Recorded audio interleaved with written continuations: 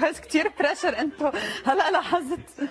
هاي انا بلعب دور يمنى بمسرحيه إلك خيي، وهي شخص خسر بيه بانفجار 4 آب، وهي جايه على لبنان بتعلق بالاسانسير قبل ما تقدر تشوف خيها. اللي بحبه بهيدي الشخصية هن كتير اشياء، فكرة انها علقانة وانه عم تسأل حالها هول الاسئلة ببقى بفل.